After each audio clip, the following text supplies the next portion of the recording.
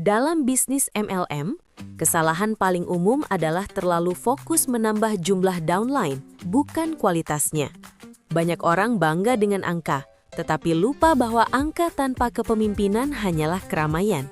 Downline bisa datang dan pergi, tetapi leader akan bertahan, membangun, dan melahirkan leader berikutnya.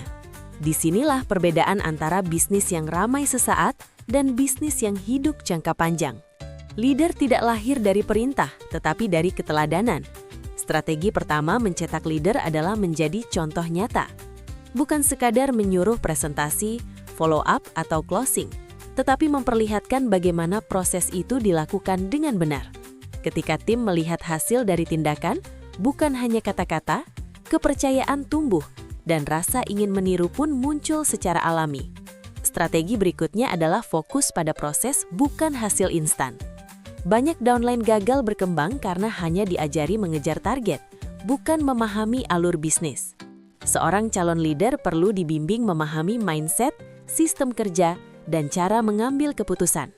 Saat proses dikuasai, hasil akan mengikuti dengan sendirinya, bahkan tanpa harus terus didorong. Mencetak leader juga berarti memberi ruang untuk bertanggung jawab. Jangan memanjakan tim dengan selalu mengambil alih masalah mereka. Biarkan mereka belajar memimpin meeting kecil, menangani prospek sendiri, dan mengambil keputusan sederhana. Kesalahan bukan musuh, justru itulah sekolah terbaik untuk membentuk mental pemimpin. Komunikasi menjadi senjata utama dalam strategi ini. Leader tidak dibentuk dengan tekanan, melainkan dengan dialog. Dengarkan ide mereka, hargai pendapatnya, dan arahkan tanpa merendahkan.